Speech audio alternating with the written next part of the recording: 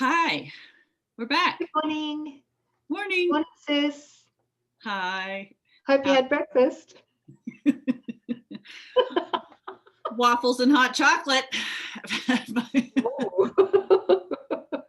With a dash of what? With whiskey in it, right? I've had my sugar infusion. I'm ready to go. Okay, lesson 92. Miracles are seen in light, and light and strength are one. Miracles are seen in light. Yes, here we go. Okay. The idea for today is an extension of the previous one, right, which was miracles are seen in light. You do not think of light in terms of strength and darkness in terms of weakness. That is because your idea of what seeing means is tied up with the body and its eyes and brain. This is why you believe that you can change what you see by keeping little bits of glass or other clear material before your eyes, held in a frame or placed against the eyeball. Excuse me. Oh, I don't have what you've got in my version. I've got Ken's version. I mean, not Ken, the FIP version right here. So that's kind of been. Could you read that sentence again? Yeah. It sounds really interesting. I love this. Go on. I tore off my glasses because I felt guilty. It says, this is why you believe that you can change what you see by keeping little bits of glass or other clear material before your eyes, held in a frame or placed against the eyeball. These are among the many magical beliefs that come from the conviction that you are a body and the body's eyes can see. Yeah, okay. All right, so by wearing glasses or contact lenses, I didn't think they had contact lenses when the course was dictated, but maybe they did, right? Well, Jesus does everything. Yeah, he does. Okay, all right. Anyway, so while I believe that these glasses are going to show me, are going to reveal to me the light, or show me what's real, then I am, what am I?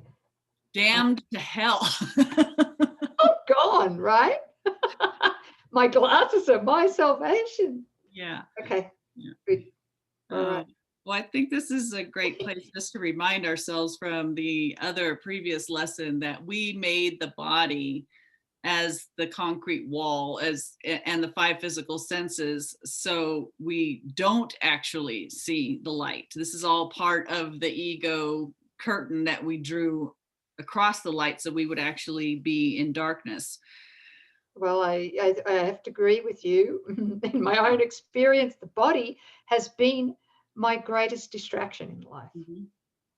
Trusting its five physical senses to report to me what I think reality is the block to the light, right? Yes, it is. Yeah. Yep.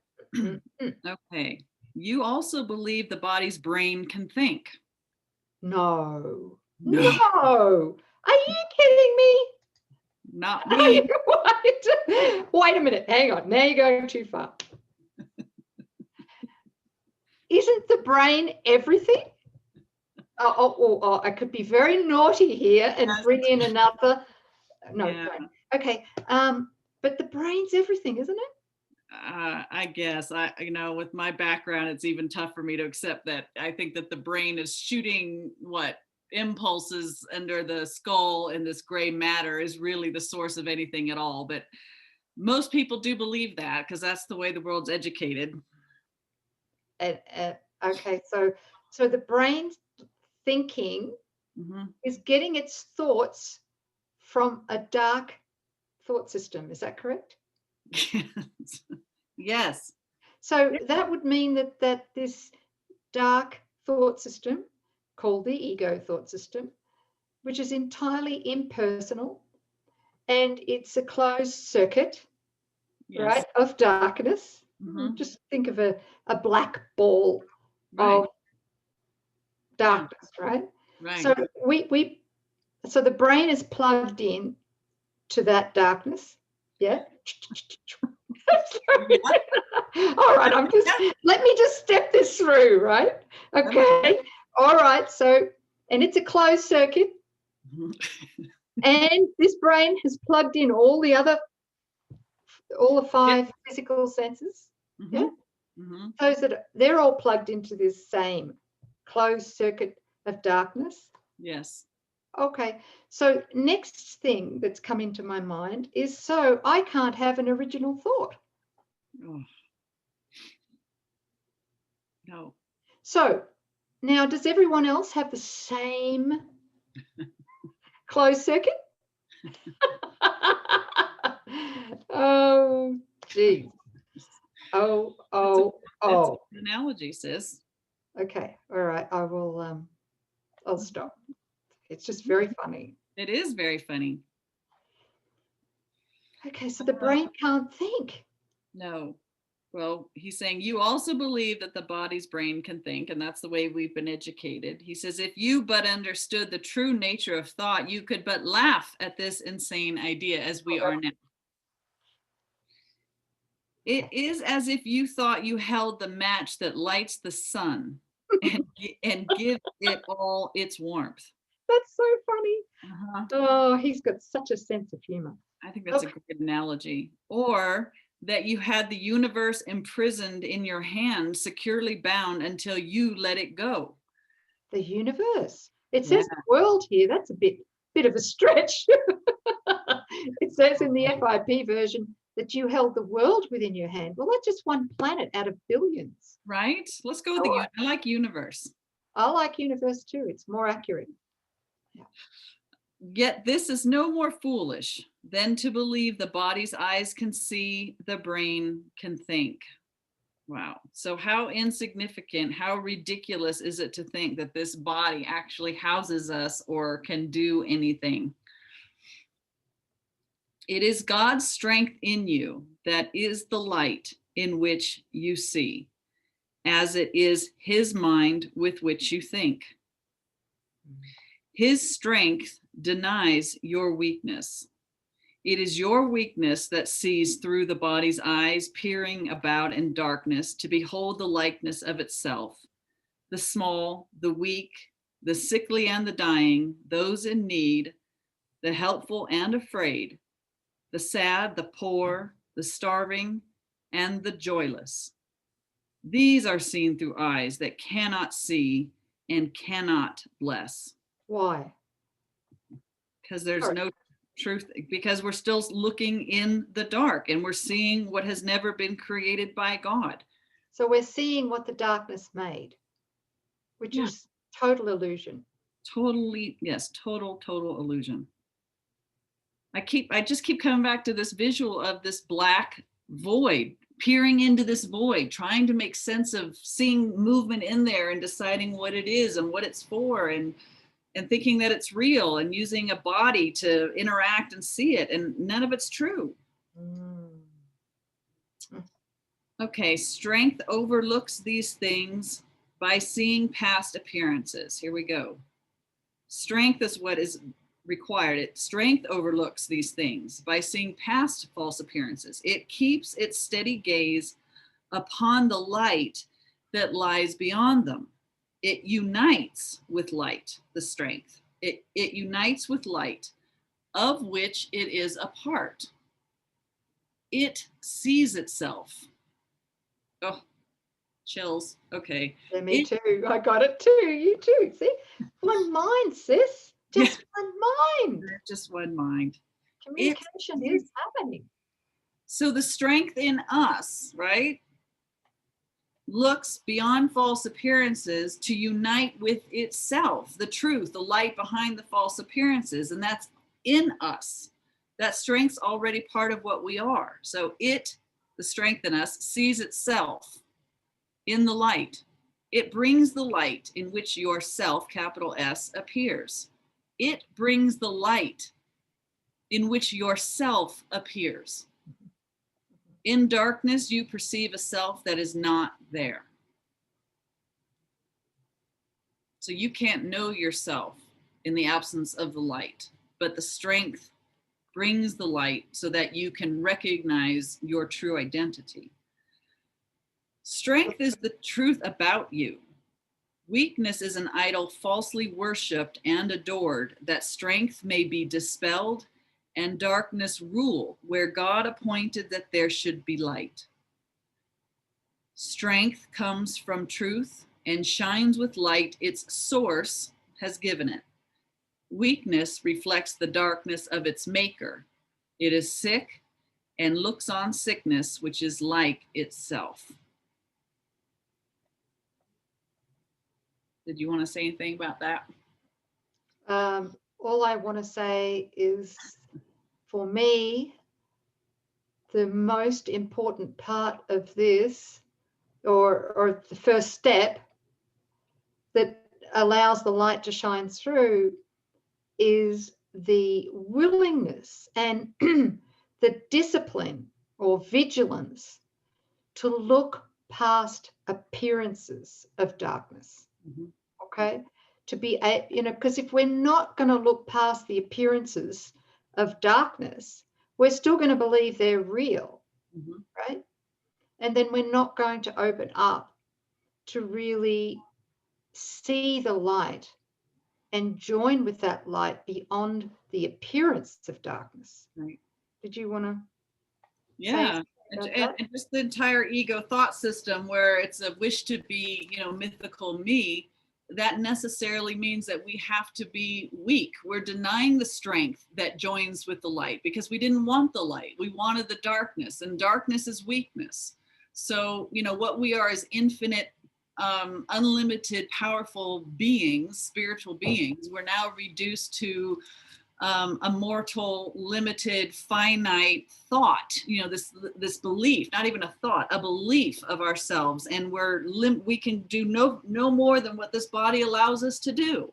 And it's going to decay, and it's going to become sick, and it's going to fatigue, and it's going to die. I mean, just the contrast between a feeling state of the strength and the light of the world that we are, in contrast to mythical me and its mortality and limitation. Well, that's the whole belief in the weakness that we have to uphold. I'm weak. I'm vulnerable. I'm limited. I'm alone. I'm alone. Thank you, sis. I'm alone. Something just came through then. Is we all believe we are alone. That's it. We all believe we have private brains. Yes. That contain private thoughts. Mm-hmm. And that the only way that we can truly communicate with someone else is through the body. So what happens if the body's destroyed? Right. What happens if a loved one has passed on? Mm-hmm. Can we still communicate? Right? I believe we cannot. Right. And so that's the limitation of the body. Yeah. When we really believe the body limits us, then we're seeing in darkness. And what I'm learning right now is that communication remains unbroken, no matter what, as long as I stay in the light. So I am able to communicate just by joining in the light with another person. They may not be conscious of that communication at the time, but most of the time I get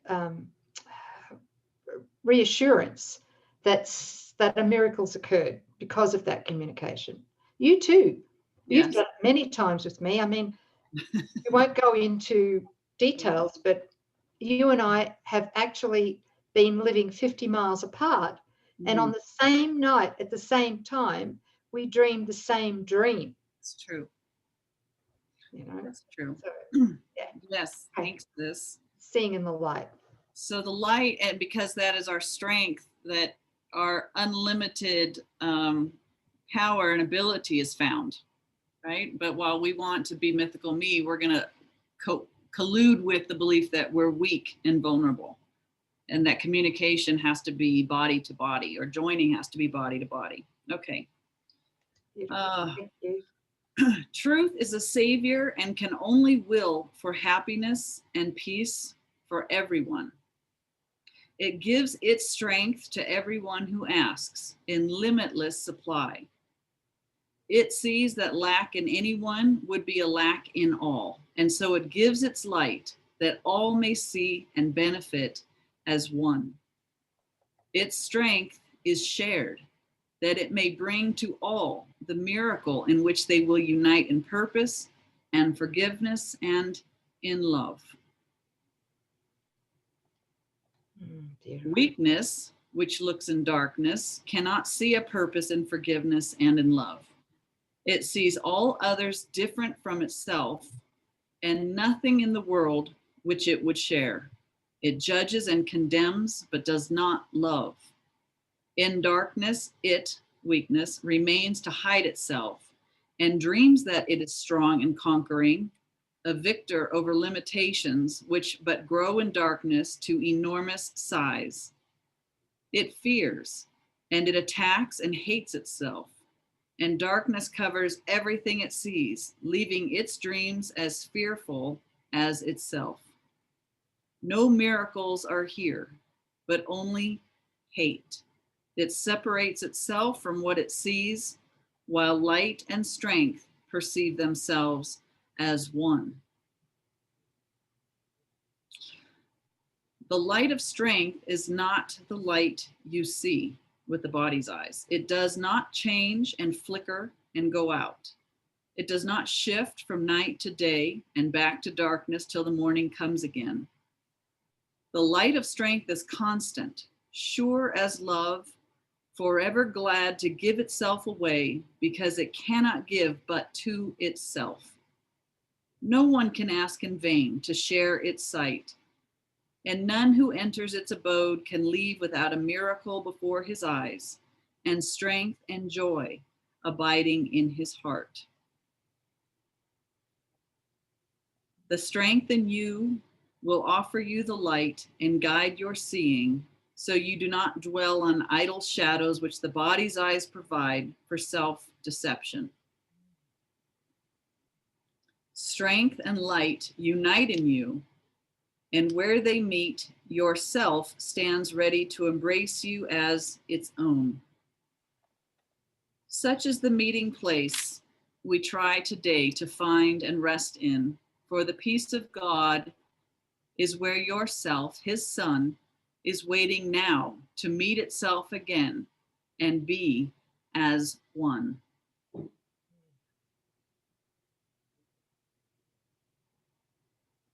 Let us give 20 minutes twice today to join this meeting. Let yourself be brought unto yourself. Its strength will be the light in which the gift of sight is given you.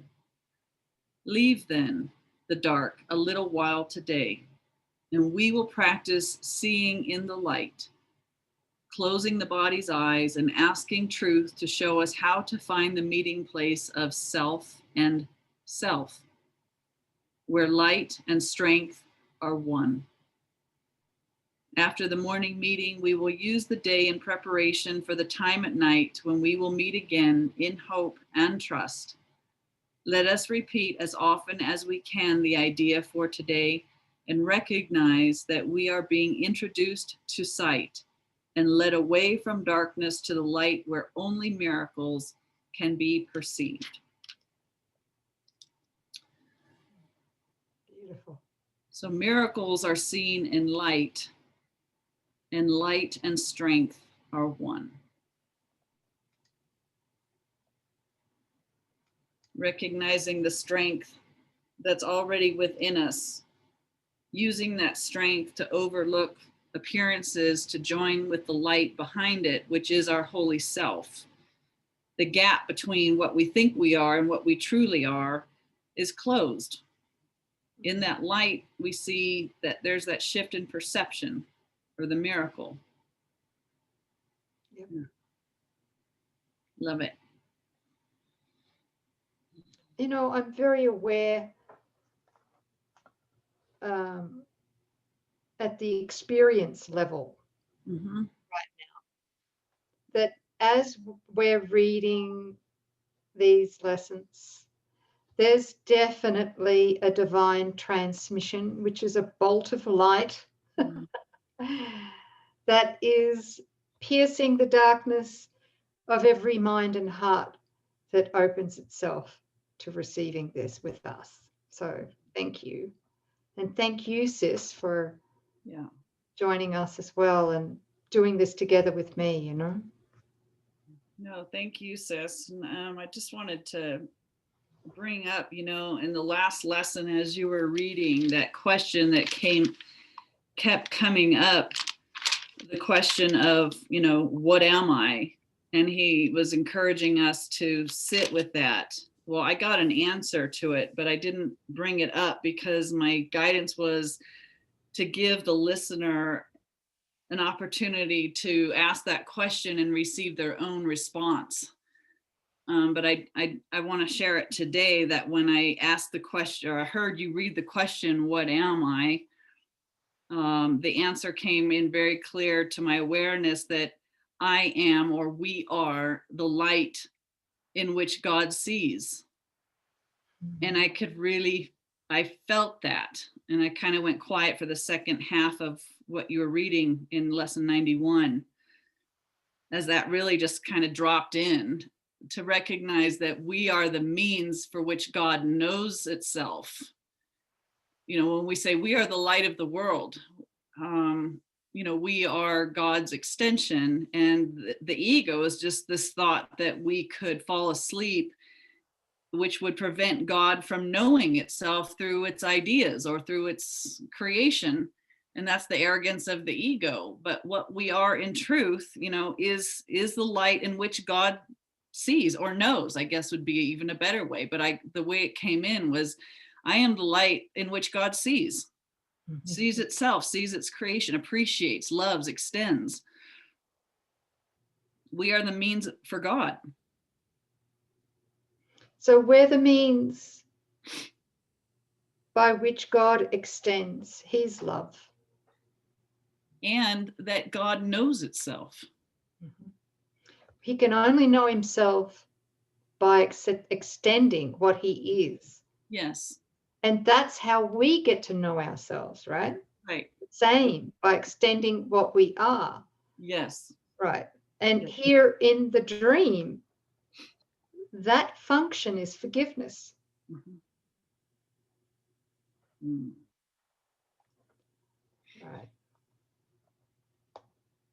Thank you, sis. Yeah, accepting the atonement is letting go of this arrogance and it's awakening and letting ourselves be the light in which God sees. I don't know, it's a more feeling thing than a word thing, but it came in, and it's beautiful. Have a new recognition of what we are. What a beautiful meditation. Yeah. So just to sit with that, sit still, go inward, and allow him to speak and reveal to us the nature of that light. Thank you. Thank you. Thank you all. Thank you. Another big one. So good. See you next time.